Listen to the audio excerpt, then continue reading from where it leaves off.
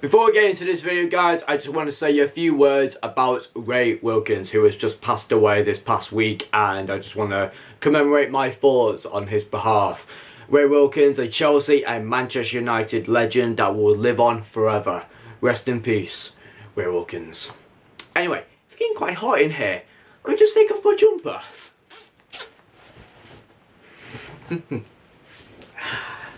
That's much better. Oh. Seen this? Yes. It's true. It's damn true. City fans, I've only got 3 words for you. No title party. What's going on, everyone? It's Alex Goddard back again. And Derby weekend has been a great weekend to remember. Manchester City 2, Manchester United 3. I am happy. I never saw this coming.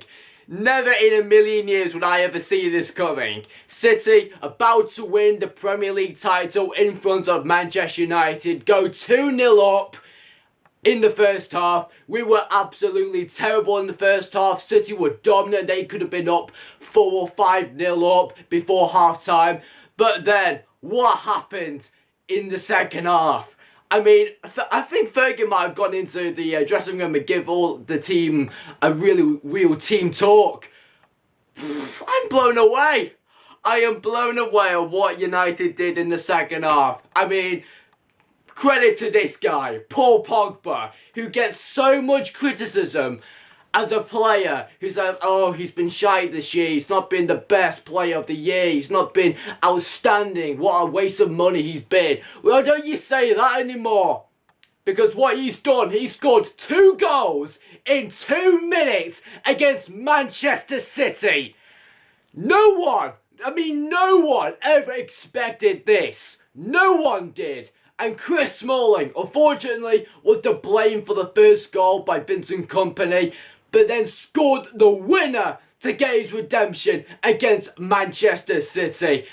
And boy, Manchester City will feel like they've been hit hard. No one ever saw this coming.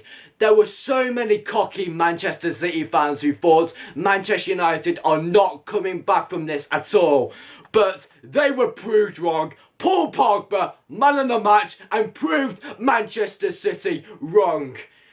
You may not win the title today, City. You could win it another day, but not on Derby Day. You fucked it up, you bottle jobs. And Manchester United walk away from the Etihad with happy faces, and City fans go away crying their eyes out. I've seen a load of photos, my friends sending me photos of all the, people inside the Etihad Stadium crying their eyes out, thinking they could have won it today. Boy, it's just beautiful just to watch those photos and just watch those videos of Manchester United fans reacting to what happened at the Manchester Derby. This is one of the best Manchester Derbys that I've ever watched in my entire life, and wow. I feel so lucky just to be alive right now and just witness what I've witnessed. Boy, it is just a fantastic match. I was in work, I didn't even see the match, but me and my work partner, she was really, really excited for this game. She really wanted to beat Manchester City, and then she was so depressed by half time, and then she automatically got very excited as Paul Pogba scored 1, then scored 2 within a matter of seconds, and then Chris Smalling got the 3rd goal. And boy, we were celebrating the night away. I did not stop drinking on Saturday. But boy, it was a Derby day to remember. And boy, I am happy. I'm happy that the fact that City are bottle jobs. They've lost against Liverpool. They lost against us. They're possibly going to lose against Liverpool at home on Tuesday. So by the time this video goes out, Manchester City might have lost against Liverpool in the Champions League, which means they won't even mention about Pep winning the treble in his 2nd season at Manchester City. I don't even want to hear about that, because nobody could say that Manchester City are the best team in history. You can't say that. Have you ever heard about the Arsenal Invincibles? Manchester United winning the double and the treble? Has Pep Guardiola done that? I don't think so. If he doesn't win against Liverpool, then he can't win the treble anymore. You couldn't do the quadruple, you can't do the treble possibly now, but you could do the double. I'll be happy enough if you do the double, but you can never do what Manchester United did back in 1999, win the treble. Honestly, that's all I've got to say for City fans, but instead, you fucked it up on Derby Day. You fucked it up on Derby Day. That's all I've got to say now. I'm going to shut up about Manchester United now. I'm going to move on with all of the rest of the Premier League games. Speaking of another 3-2 victory, Southampton thought they won it at the Emirates against Arsenal. But then Danny Welbeck, former Manchester United player, came up with the goods and scored 2 really good goals to give Arsenal a 3-2 victory against Southampton. Southampton thought they won it. I mean, Southampton, they are in a relegation battle, and it looks like that the bottom 3 aren't getting enough points as they should do. West Brom aren't getting points, Stoke aren't getting points, Southampton aren't getting any points. So it looks like that West Brom, Stoke and Southampton are possibly going to be the likely 3 if they keep on losing all of their games. But the thing is, I think Southampton, they did play well. They really played to their strengths. And Charlie Austin, who came back from injury, scored a really good goal just seconds after coming on, and it really helped Southampton out. They mean they were building a lot of pressure on Arsenal, but Aubameyang got 1 and Danny Welbeck got 2, and it was a really great day for Arsenal fans. At least they can possibly challenge against Chelsea, because Chelsea, they even fucked it up at Stamford Bridge on a special day like Sunday where they're against West Ham. It's a London derby, but they were absolutely poor. And West Ham, they feel like they felt a result. And all of this, West Ham played really, really well. And Chicharito Hernandez scored a really good goal to give West Ham an important equalising goal to give them at least 1 point at Stamford Bridge. And the thing is, Hernandez always scores against Chelsea no matter what. So Chelsea, they should have had their eye on Hernandez, but no way. But I think West Ham, they would feel like they've got a victory out of this. It feels like a victory for them. But for Chelsea fans, top 4 is definitely gone. They are now 10 points behind Tottenham Hotspur, and there is no way that they are going to come back and possibly gain top 4. It's a slim chance, but the majority of Chelsea fans do not even care about top 4 anymore, and I don't even think the players care about top 4. At least they'll secure Europa League, but Champions League next season, it's not going to happen. Anyway, talking about Spurs, I thought Spurs and Stoke, a fixture that would get loads of goals for Spurs. I thought Spurs were going to win that game like 5-0, but no. Stoke made it really, really difficult for Spurs. I think Eriksen, he scored the first and Kane got the second, and then Stoke got an equalising goal. But the thing is, Stoke felt like they played well in that game, because that game kind of shows that Stoke, they do have a lot of potential, but then again Southampton, they do have a lot of potential to stay up. So it's likely that those teams could get out of the relegation zone, and maybe Huddersfield or Swansea or Crystal Palace might fall into the relegation zone, but who knows. But I think Stoke, they did play well in that match, to be fair. They really played well. They really defended well against Tottenham. I know Tottenham were threatening all the time, but Stoke did really, really well. And Jack Butland made some fantastic saves.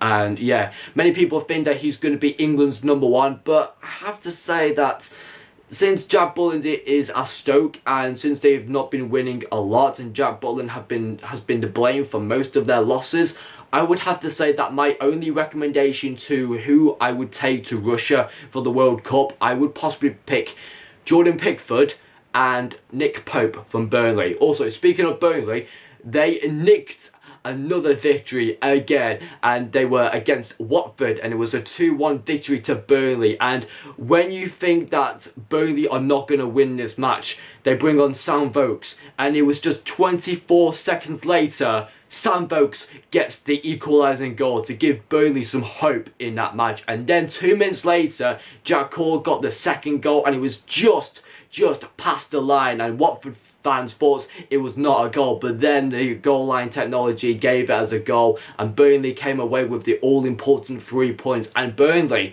they are now closer to being in Europe.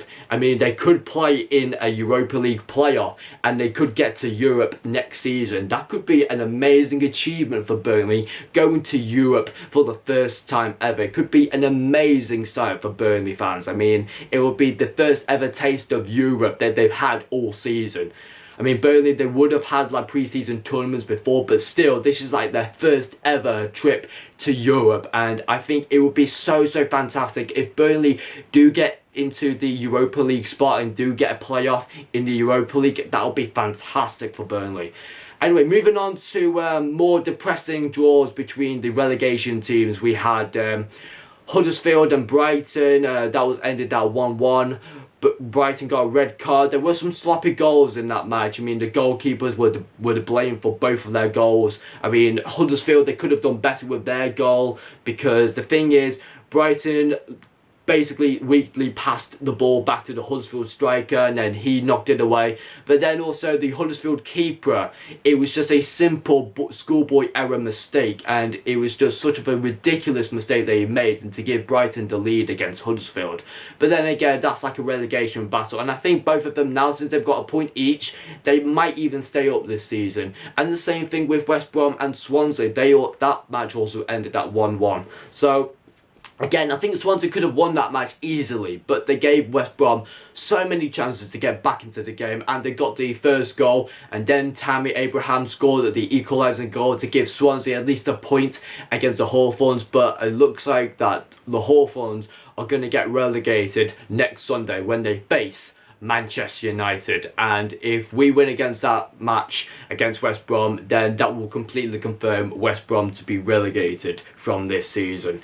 But then again, Stoke and Southampton, they're on for more points, so if they could possibly win their next few games against whoever they're facing, then there may be a slim chance that Southampton or Stoke could stay up this season.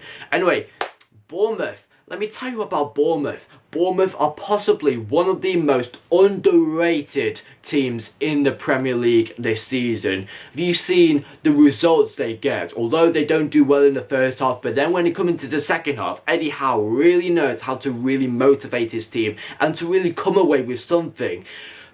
Crystal Palace scored in possibly, I think it was the first minute of the second half with a brilliant free kick from Milivojevic, if I can pronounce his name right. Again, that name is so difficult to pronounce, I have no idea how I can manage that. But then again, Bournemouth did get back into the game with a Muset goal, his second in the Premier League season, and then Wilfried Zaha with an absolute wonder goal. He was just outstanding in that match. A little bit of spin, a little bit of skill, and then he fired it into the top corner. And that was like an absolutely brilliant goal from Wilfried Zaha. He's a really great player, and I really like Wilfried Zaha. I mean, he was a former Manchester United player, and maybe if he does come back to United, maybe we could really improve him.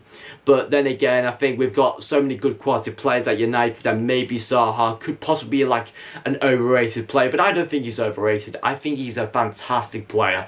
But then again, in the dying moments of the match, thinking that Crystal Palace could get an important win against Bournemouth, Bournemouth pick up another point against Crystal Palace with a 2-2 equalising goal. I know that the thing is, Bournemouth come back in these situations where they are reaching for as many points as they can get their hands on, and Bournemouth, they come up with the pieces and they score an equalising goal through Josh King to give them an all-important point against Crystal Palace. And Crystal Palace would think that they have done hard, because the thing is, Crystal Palace, they need points to stay up, and if they don't succeed their 3 points, then I have no idea how they're going to survive this season. The thing is, they've been struggling ever so often since the season began. Midway through the season, they've been sloppy, they've been staying up okay, but now it's come to the point where they've got their next remaining games, and they're mostly against the top teams like Arsenal or possibly, Chelsea, for instance, or have they already faced Chelsea?